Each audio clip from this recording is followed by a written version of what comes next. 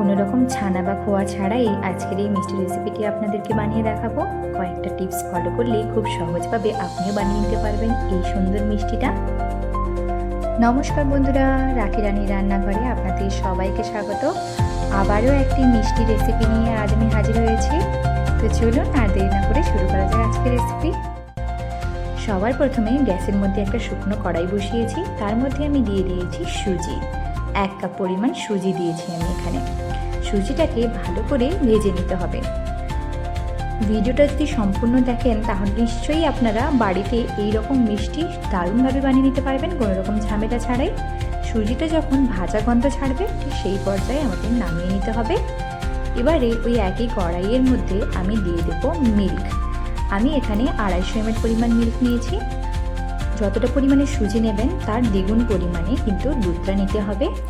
সবসময় জন্য মনে রাখবেন মিষ্টি তৈরির ক্ষেত্রে সমস্ত কিছু মেজারমেন্টটা যেন ঠিকঠাক থাকে, নাহলে কিন্তু মিষ্টি ভালো হয় না। দুধটাকে কিন্তু ভালোভাবে ফুটিয়ে নিতে হবে। দুধটা ভালোভাবে ফুটে এলে ওর মধ্যে আমরা দিয়ে দেব সুজি। যে সুজিটা আমরা ভেজে রেখেছিলাম সেই সুজিটাই দিয়ে দিতে হবে। এবারে সুজিটা দেওয়ার পরে কিন্তু আমাদের গ্যাসের ফ্লেমটা মিডিয়ামে রেখে কন্টিনিউয়াসলি কিন্তু আমাদের এভাবে নাড়াতে হবে, নাহলে কিন্তু নিচে বসে যাওয়ার সম্ভাবনা থাকে। সুজিটা যেহেতু ভীষণ তাড়াতাড়ি জল টেনে নেয়, তাই কন্টিনিউয়াসলি এভাবে নাড়াতে থাকবেন। দেখবেন কিছু সময়ের পরে সুজিটা ঠিক এইরকমই শক্ত হয়ে আসবে। এই পর্যায়ে আরও কিছু সময় কিন্তু আমাদের রাখতে হবে। যখন দেখবেন সুজি কড়াই থেকে এরকম ছাড়া শুরু করেছে, সেই সময় বুঝতে হবে যে আমাদের সুজি তৈরি। এবারে এর মধ্যে আমি 1 চামচ পরিমাণ ঘি দিয়ে দিয়েছি। ঘিটা দেওয়ার পরেও আরও একবার ভালোভাবে মিশিয়ে নিতে হবে সুজির সঙ্গে। এই সময় কিন্তু গ্যাসের ফ্লেমটা লো টু মিডিয়ামেই রাখবেন। দেখুন আমাদের কিন্তু সুজি একেবারেই রেডি। এবার সুজিটাকে একটা পাত্রের মধ্যে নামিয়ে ঠান্ডা করে নিতে হবে। এবারে ওর ওপর থেকে দিয়ে দিয়েছি আমি 1 চামচ পরিমাণ পাউডার মিল্ক, আর হাতে কিছুটা ঘি লাগিয়ে ভালোভাবে মেখে নিতে হবে। একদম ঠান্ডা যেন না হয়ে যায়, হাত দিয়ে মাখতে পারবেন এমন গরম থাকা অবস্থায় কিন্তু আমাদের সুজিটাকে ভালোভাবে মেখে নিতে হবে। দেখুন সুজিটা যখন ভালোভাবে মাখা হয়ে গেছে আমাদের, এবারে এখান থেকে ছোট ছোট করে মিষ্টি বানিয়ে নেব। চ্যানেলে নতুন হয়ে থাকলে চ্যানেলটিকে সাবস্ক্রাইব করে পাশে থাকা বেল আইকনটি প্রেস করবেন, যাতে এই রকমই নতুন নতুন এবং সহজ রান্নার রেসিপি সবার আগে আপনি জানতে পারেন। এবং ফ্রেন্ডস অ্যান্ড ফ্যামিলির সঙ্গে ভিডিওগুলোকে শেয়ার করুন, যাতে তারাও খুব সহজভাবে এই রান্নাগুলো করে নিতে পারে। দেখুন এখানে আমি একটা লেচি কেটে মিষ্টির শেপ দিয়ে দিচ্ছি। এরকমই খুব সহজভাবে হাতের মধ্যে চেপে গোলাকার করে তারপর থালায় চেপে চার কোণা করে নিয়েছি আমি। দেখুন কত সুন্দর লাগছে না দেখতে। একই রকমভাবে আমি বাদ বাকিগুলোও করে নিলাম। মানে আমি সবগুলো মিষ্টি একই রকমভাবে তৈরি করে নিয়েছি। এবার এগুলোকে ভেজে নিতে হবে। একটা কড়াইয়ের মধ্যে রিফাইন তেল বসিয়ে নিয়েছি। তেলটা যেই মুহূর্তে গরম হবে ঠিক সেই মুহূর্তে আমাদের মিষ্টিগুলো দিয়ে দিতে হবে। তেল গরম হতে হতে মিষ্টিগুলো ভাজা হয়ে যাবে ধীরে ধীরে।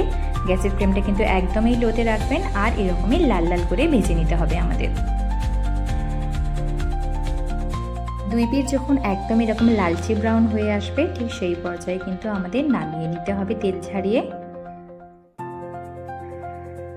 এবারে একটা শুকনো কড়াইয়ের মধ্যে আমি এখানে চিনি দিয়ে দিয়েছি 2 কাপ পরিমাণ, আর জলও দিয়ে দিয়েছি 2 কাপ পরিমাণ, আর ওর মধ্যে আমি দিয়ে দিয়েছি 2টো এলাচ ফাটিয়ে দিয়ে দিয়েছি এখানে। এবারে চিনির জলটাকে ভালোভাবে ফুটতে দিতে হবে। আমি কিন্তু 1 কাপ সুজি দিয়ে 7খানা বড় বড় সাইজের মিষ্টি তৈরি করে ফেলেছি। আপনারা যদি ছোট সাইজের করেন তাহলে কিন্তু আরও অনেকটা বেশি হতে পারে। খুব অল্প সময়ে কিন্তু জিনিসটা তৈরি হয়ে যায় খুব সহজভাবে। চিনিটা কিন্তু 1টার 2টার এরকম কিছু করার দরকার নেই, শুধুমাত্র চিটচিটে একটা যখন তৈরি হয়ে যাবে ঠিক সেই পর্যায়ে কিন্তু আমাদের বুঝতে হবে যে আমাদের চিনির শিরাটা তৈরি হয়ে গেছে। এবারে এটাকে আমরা একটা পাত্রের মধ্যে নামিয়ে নেব। দেখুন এখন কিন্তু অনেকটাই গরম আছে। কিছু সময়ের জন্য এটা যখন ঠান্ডা হয়ে যাবে, হাত দিয়ে বাটিটাকে ছোঁয়া যাবে এমন যখন গরম থাকবে ঠিক সেই সময় কিন্তু আমরা মিষ্টিগুলোকে দিয়ে দেব এর মধ্যে। মিষ্টিগুলোকে চিনির শিরার মধ্যে কিন্তু কমপক্ষে 3 থেকে 4 ঘন্টা রাখতেই হবে। যদি ওভারনাইট রাখতে পারেন তাহলে তো খুবই ভালো। দেখুন তো আমি ওভারনাইট রেখেছিলাম। মিষ্টিগুলো কত বড় বড় সাইজের হয়ে গেছে, একদম ডবল হয়ে গেছে। দেখতে কতটা সুন্দর লাগছে। আপনাদের কারোর কোনো ভিডিও রেকমেন্ডেশন থাকলে অবশ্যই আমাকে কমেন্টে জানাবেন। আমি আগামী দিনে সেই সমস্ত ভিডিওগুলো অবশ্যই আনার চেষ্টা করব।